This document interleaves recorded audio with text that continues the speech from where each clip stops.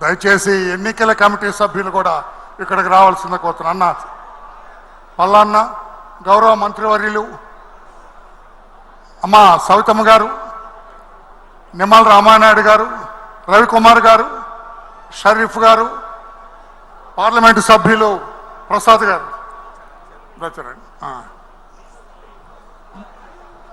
ఎన్నికలైన తర్వాత ఫలితాల కోసం ఉత్కంఠ ఉంటుంది.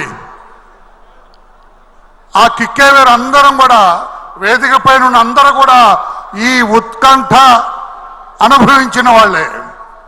నిన్న ఉదయం 1 గంటకి మనం షెడ్యూల్ రిలీజ్ చేశాం. సాయంత్రం 5 గంటల వరకు నామినేషన్లు వేయొచ్చు అని చెప్పాం. ప్రక్కనే ప్రధాన ఎన్నికల కార్యాలయాన్ని పెట్టాం.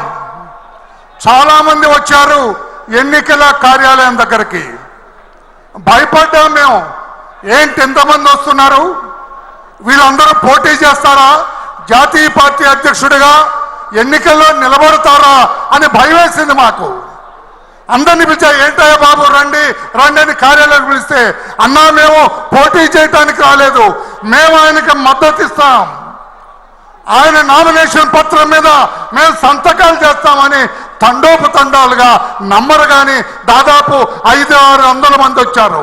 ఫస్ట్ టైం నేను దాదాపు 21 సంవత్సరం నుంచి చూస్తూ ఉన్నా జాతీయ అధ్యక్షుల వారి ఎన్నికకు ఇంతమంది మద్దతు తెలపడానికి, ఇంతమంది బలపరచడానికి రావటం చాలా అనూహ్యం అనిపించింది.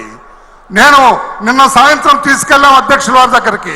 అయ్యా మీ నామినేషన్ మీద మీరు సంతకం పెట్టంటే ఇన్నేంటాయి అన్నారు. ఇవేంటి సార్, ఇంకా చాలా ఉన్నాయి, మేమే కట్ చేసాం. వేదిక పైన ఉన్నవాళ్ళు, వేదిక కింద ఉన్నవాళ్ళు, పక్కన ఉన్నవాళ్ళు అందరూ కూడా మీ నామినేషన్ పత్రాన్ని బలపరుస్తూ సంతకం చేయడానికి వచ్చారు సార్ అని చెప్పడం జరిగింది.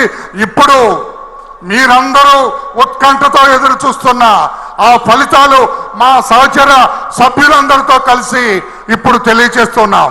దయచేసి అందరూ మా వైపే చూడండి, దయచేసి అందరూ ఒకవైపే చూడండి. 21 మంది ప్రతిపాదించారు. 21 మంది కూడా పొలిట్ బ్యూరో సభ్యులు ఉన్నారు, మంత్రులు ఉన్నారు, శాసనసభ్యులు ఉన్నారు, సామాన్య కార్యకర్తలు కూడా ఉన్నారు. అందరూ కూడా ఒకే ఒక్క పేరు వాళ్ళు చెప్పింది, అదే మాన్యశ్రీ నారా చంద్రబాబు నాయుడు గారి పేరు. మాన్యశ్రీ నారా చంద్రబాబు నాయుడు గారు తెలుగుదేశం పార్టీ జాతీయ అధ్యక్షులుగా 2 సంవత్సరాలు ఉంటారు ఈ పదవిలో. లేకపోతే మరోసారి ఎన్నిక. సార్ అందరూ ఆగాలి సార్, ప్లీజ్. ఎవరు అభినందనలు చెప్పాలి సార్, కమిటీ వాళ్ళు వచ్చి ప్లీజ్ ఆగాలి సార్.